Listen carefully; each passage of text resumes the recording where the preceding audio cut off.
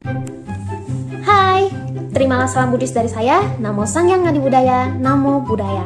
Perkenalkan, nama saya Melia Tikosasi dengan NIM 210200262 dari Fakultas Hukum Prodi Ilmu Hukum Universitas Sumatera Utara. Nah, di video kali ini saya akan membahas mengenai topik kerukunan antar umat beragama. Jadi, tanpa menunda waktu lagi, langsung saja kita masuk ke pembahasannya. Bicara mengenai kerukunan. Kerukunan memang sudah bukan lagi kata yang asing di telinga kita.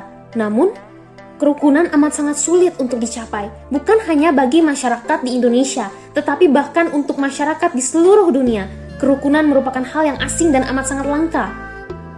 Setiap harinya, seringkali terjadi perpecahan, ketidakkerukunan, konflik seperti penistaan agama, diskriminasi antar umat beragama, bullying, dan lain-lain yang menyangkut isu SARA.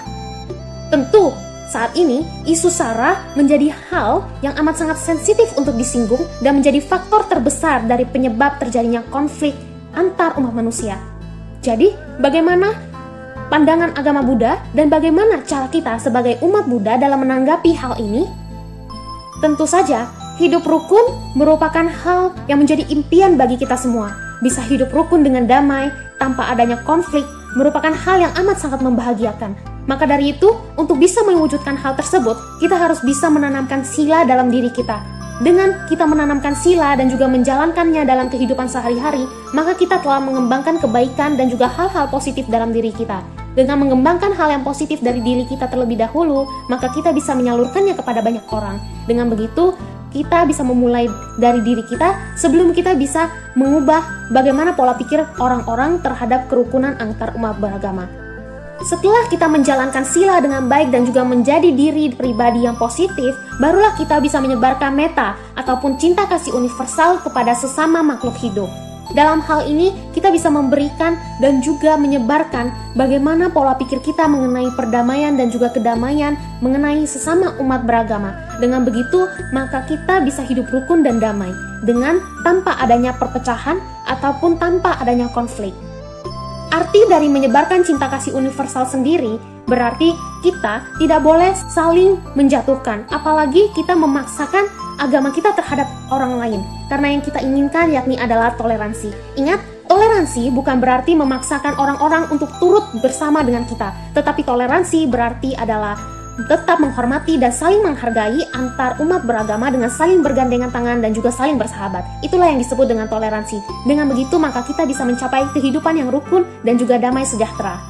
Layaknya seperti yang disebutkan di dalam Piagam Asoka, bahwa semua agama berhak untuk hidup dimanapun, karena semua agama mengarah kepada pengendalian diri dan kesucian hati. Di dalam hal ini telah disebutkan dan dinyatakan dengan jelas bahwa semua agama sudah pasti mengajarkan hal-hal yang baik. Maka dari itu, walaupun kita saling berbeda, maka ambillah sisi positifnya dan saling menghargai dan jalankan agama masing-masing. Dengan begitu, kita bisa berjalan bersama-sama menggapai impian kita, yakni mencapai kedamaian dan kerukunan antar umat beragama.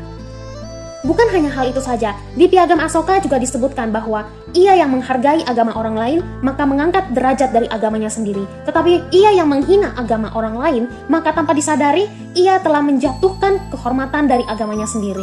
Maka dari itu, bisa kita simpulkan bahwa sesungguhnya menghina ataupun menjatuhkan agama dari orang lain itu merupakan hal yang tercela dan malah pada akhirnya menimbulkan konflik dan malah menyebabkan diri kita sendiri yang dipandang rendah oleh orang lain. Maka dari itu, jangan pernah kita menghina orang lain ataupun agamanya, karena hal tersebut bukanlah hal yang baik dan malah pada akhirnya menimbulkan ketidakrukunan dalam kehidupan kita. Mungkin awalnya hanya diri kita sendiri yang menghina agamanya, menghina agama dari pihak lain, tetapi pada akhirnya pihak tersebut ataupun dari agama tersebut malah akan menganggap bahwa agama kita merupakan agama yang buruk. Maka dari itu, kita lebih baik saling menjalani agama kita masing-masing dan juga saling menghormati dan menghargai dalam bentuk toleransi untuk bisa mencapai kerukunan umat beragama.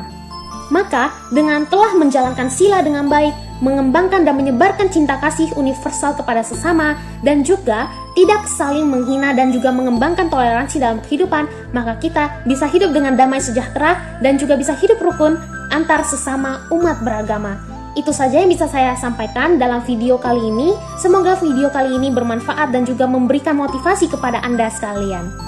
Terimalah salam Buddhis dari saya. Namo Sangyang Ngadi Budaya, Namo Buddhaya. Terima kasih. Sampai jumpa.